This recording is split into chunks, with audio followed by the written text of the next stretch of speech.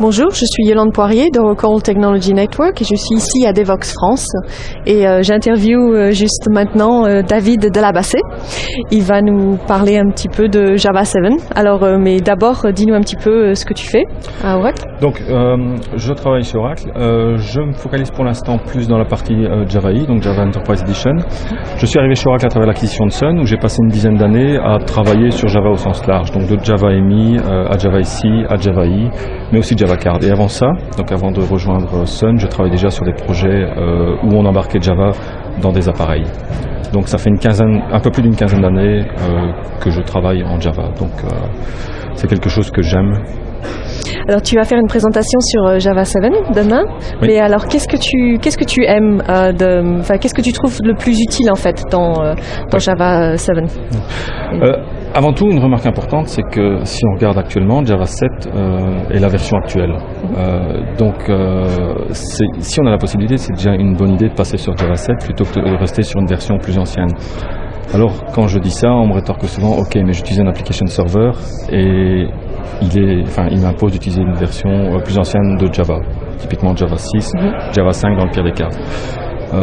Cet argument-là n'est plus valide à l'heure actuelle. Si on regarde par exemple Glassfish, WebLogic, tous les deux supportent Java 6 mais aussi Java 7. Donc si on a la possibilité de le faire, j'encourage vraiment les gens à utiliser Java 7, même si on est dans un environnement Java EE. Alors si on regarde maintenant Java EE, il y a un ensemble de fonctionnalités qui ont été apportées à la plateforme.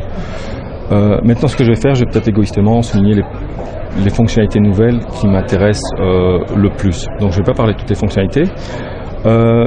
Le premier point, Project Coin. Donc Project Coin, l'idée de base était de demander à la communauté de faire des suggestions sur la manière dont on pouvait améliorer le langage Java. Donc un ensemble de suggestions ont été faites par la communauté. Ces suggestions ont été analysées. Certaines ont été retenues pour Java 7, d'autres vont probablement arriver dans Java 8 et ainsi de suite. Si on regarde certaines des fonctionnalités qui sont arrivées dans Java 7 au sein de Project Coin, il y a par exemple la possibilité maintenant de définir facilement des binaires. Donc on a un préfixe 0b qui nous permet de définir des binaires en utilisant simplement des 0 et des 1.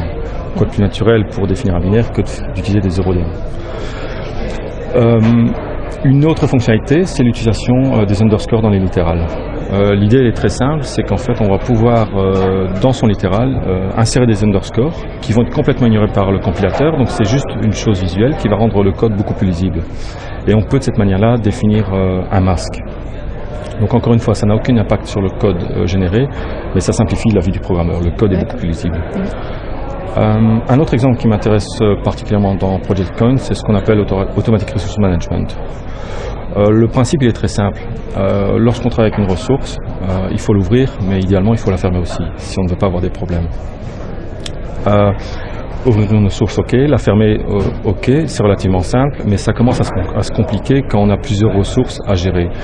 Le cas de figure se complique encore lorsqu'on a des exceptions qui potentiellement peuvent arriver entre les deux. Donc on est amené à écrire un code relativement complexe pour gérer un cas de figure qui pourrait être relativement simple. En Java 7, ça a disparu. Ce qui se passe, c'est qu'en fait, on va faire dans un bloc try catch. On a une nouvelle construction, donc on fait le try, on va mettre entre parenthèses, on va définir les ressources qui doivent être ouvertes. Donc dans le scope du try, on va faire le code qui va travailler sur les ressources. Et une fois qu'on sort de ce scope-là, les ressources vont être automatiquement fermées. Donc encore une fois, ça simplifie la vie du programmeur. Le code est beaucoup plus simple à écrire, mais aussi potentiellement on a un code qui est beaucoup plus sécure. Donc ce sont quelques exemples de Project Coin qui moi m'intéressent particulièrement. D'accord. Quelles sont autrement les autres parties de Java 7 que tu penses qui sont vraiment très utiles pour les développeurs? Je dirais que toutes sont très utiles, mais une partie qui est intéressante à couvrir, c'est par exemple les New IO. Les New IO 2, pardon. Ce qui se passe, c'est que les New IO sont arrivés en Java, à l'époque on parlait encore de G2SE, donc Java SE 1.4, je crois que c'était en l'an 2000. Et depuis lors, il n'y a pas vraiment eu d'amélioration au niveau des New IO. En Java 7, il y a un JSR qui justement a retravaillé toutes ces New IO. Par exemple, ce qu'on a maintenant dans les New IO 2, on a la possibilité de travailler avec des fichiers de manière très simple. Pour copier un fichier, tout se fait en une ligne. Pour faire un move, la même chose. c'est quelque chose qui simplifie beaucoup la vie du programmeur. C'est un cas de figure qu'on utilise tout le temps. Et malheureusement, avant, bien sûr, on savait faire ça, mais on devait le faire d'une manière beaucoup plus complexe. Il y a d'autres exemples dans les NewIO. Il y a par exemple une interface qui permet de très facilement visiter un répertoire. Donc l'idée est la suivante, c'est on veut faire un traitement sur un répertoire. Avant, pour faire ça, bien sûr on savait le faire, mais il fallait écrire beaucoup de code pour gérer ça. Ici, on a un mécanisme qui nous permet très facilement de visiter un répertoire et de faire un traitement par exemple sur tous les fichiers. Encore une fois, c'est un cas de figure fréquent, maintenant on peut le faire très facilement. On a aussi une approche qui nous permet, qui est un peu à l'autre extrême, visiter un répertoire avec quelques dizaines ou quelques centaines de fichiers, ça fonctionne, mais on peut avoir des problèmes de performance si on a un répertoire avec quelques dizaines de milliers de fichiers. Et c'est quelque chose qui, dans certains cas, arrive fréquemment, surtout lorsqu'on travaille sur Unix. Dans les NewIO, on a un mécanisme qui nous permet de gérer ce genre de cas de figure-là. Donc ce sont quelques exemples d'amélioration des NewIO qui font que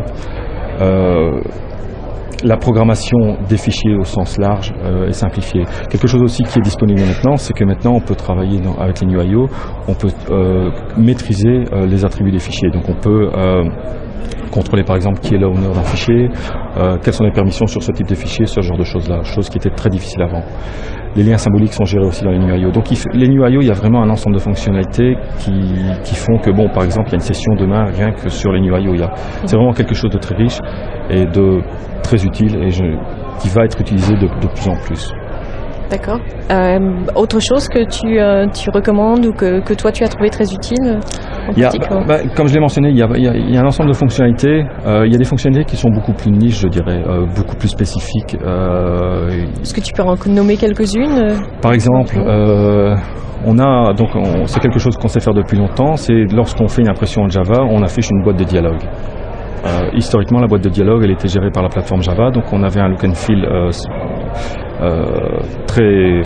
Java entre guillemets, mais aussi en termes de fonctionnalité, on était relativement limité. Maintenant, quand on ouvre une boîte de dialogue pour faire de l'impression, on peut choisir soit on retombe sur la boîte de dialogue Java, donc qui est multiplateforme, ou alors on retombe sur la boîte de dialogue de l'operating system, donc la boîte de dialogue natif. Évidemment, on perd en termes de portabilité, mais en termes de fonctionnalité, on a un meilleur contrôle de l'impression. Donc on peut vraiment configurer l'impression comme on le veut, comme si on travaillait avec une application native sur l'OS en fait.